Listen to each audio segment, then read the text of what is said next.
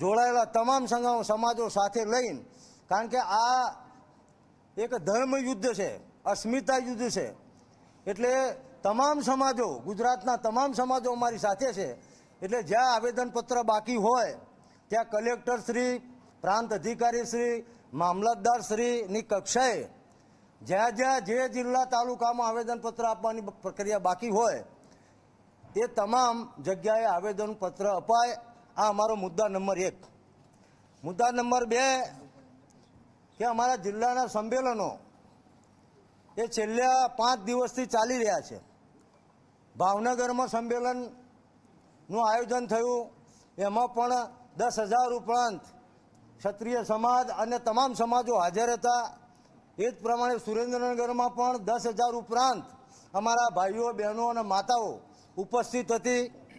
આવતીકાલે 7 તારીખે ધંધુકા ખાતે સાંજે 5 કલાકે અસ્મિતા સંમેલનનું ક્ષત્રિય સમાજ અને સમાજ સાથે જોડાયેલા તમામ વર્ગો, તમામ સમાજોની ઉપસ્થિતિમાં વિશાળ સંમેલન રાખવામાં આવ્યું છે.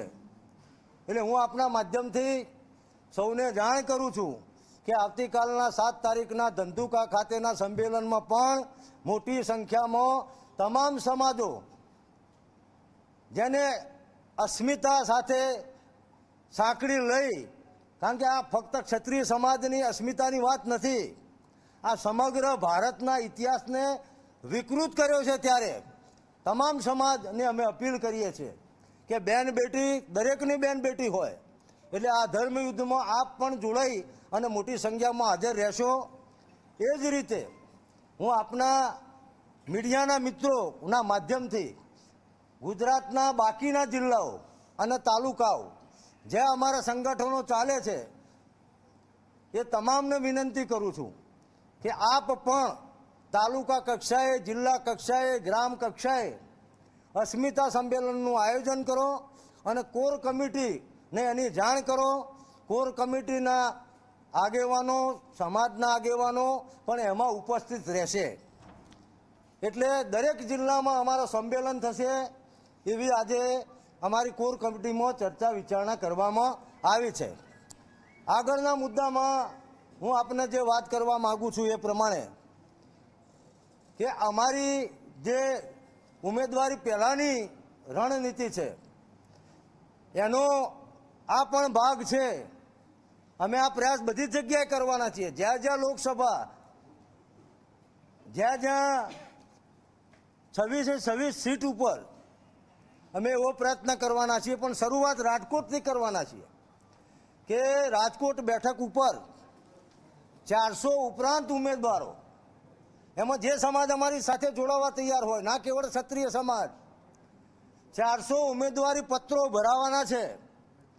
અને એનું પણ અમે નક્કી કરી લીધું છે. અને એના માટે રાજકોટમાં આ મિટિંગ પત્યા પછી આ રાજકોટના જે સામાજિક સંસ્થાના આગેવાનો છે, તમામ સમાજના, ક્ષત્રિયની વ્યાખ્યામાં આવતા તમામ સમાજો અને અન્ય સમાજો પણ એમની બેઠક અહીંયા જમ્યા પછી ભોજન બાદ થવાની છે.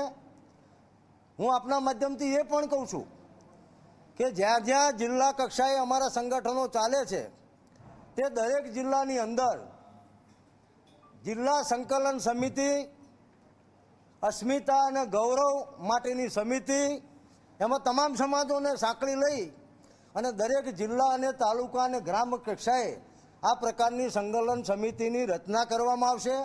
એ જ રીતે પ્રદેશ કક્ષાએથી શરૂ કરી અને જિલ્લા તાલુકા કક્ષાએ અમારી લીગલ ટીમ, જેમાં ક્ષત્રિય સમાજના તો વકીલો હશે જ, પણ અન્ય સમાજના, કારણ કે આપ જાણો છો કે છેલ્લા 3 દિવસથી સમાજો આવી રહ્યા છે ટેકો આપવા માટે.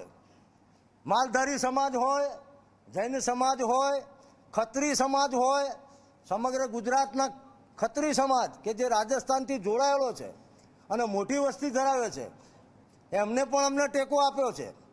મોલે સલામ ક્ષત્રિયો કે જે પૂજા પદ્ધતિથી અલગ થયેલા છે અને જેમની મત સંખ્યા ગુજરાતમાં 8 લાખ છે, એવા મોલે સલામ ક્ષત્રિય સમાજ કે જે પૂજા પદ્ધતિથી અલગ થયેલા છે એમને પણ અમને ટેકો જાહેર કર્યો છે. ગોપાલક સમાજ હોય, હિંમતનગર ખાતે રહેલા વૈષ્ણવ સંત સમિતિના અધ્યક્ષ ડૉક્ટર શરણસિંહ સ્વામીએ પણ ગઈકાલે અમને ટેકો જાહેર કર્યો છે. કારણ કે સમાજો એટલા માટે બહાર આવી રહ્યા છે કે અમે કહીએ છીએ કે અમારી લડાઈ કોઈ સમાજ સામે નથી. અમે વારંવાર કહીએ છીએ કે અમારી લડાઈ પાટીદાર સમાજ સાથે નથી, કોઈ પણ સમાજ સાથે નથી. કોઈ પક્ષનો મીડિયા સેલ એ સક્રિય થઈ ગયો હોય અને એવા પ્રયત્નો કરશે એટલે ગઈકાલે પાટીદારોની તમામ સંસ્થાઓ અને ધાર્મિક જે આસ્થાના કેન્દ્રો છે એમાં અમે સમાજના આગેવાનોએ અપીલ કરી અને એ અપીલનું પરિણામ એ આવ્યું કે આપ જાણો છો કે બરોડામાં ગઈકાલે જે બેઠકનું આયોજન હતું તો એમને એવું સ્પષ્ટતા કરી મિટિંગ પછી, સભા પછી, કે અમે અમારા જે પ્રશ્નો હતા, અમારા આગામી જે કાર્યક્રમો હતા એના માટે ભેગા થયા છીએ. પુરુષોત્તમ રૂપાલાલ સાહેબને સાથે અમારે કંઈ લેવા દેવા નથી. એટલે પુનઃ સ્પષ્ટતા કરું છું. હવે આગળ જે એક્શન લેવાના છે એ વિશે અમારા મુખ્ય સંકલન કરતા રમજુભા જાડેજા વાત કરશે. એ પહેલાં અહીંયા અમારા સ્થાનિક આગેવાન કોર કમિટીના સભ્ય માન્ય પીટી જાડેજા સાહેબ એ અમને વાત કરશે. જી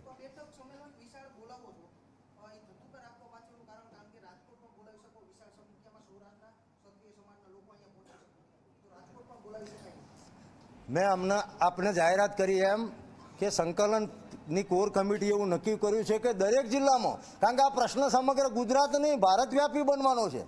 એટલે તમે એક મિનિટ મિત્રો, હું કહું એ સાંભળો. તો શરૂઆત સુરેન્દ્રનગરથી છે. આ સ્વયંભૂ આક્રોશ છે. આની પાછળ કોઈ રાજકીય પક્ષ નથી, કોઈ રાજકીય આગેવાન નથી. આ શુદ્ધ અને શુદ્ધ સામાજિક ચળવળ છે. એટલે સુરેન્દ્રનગર કર્યું.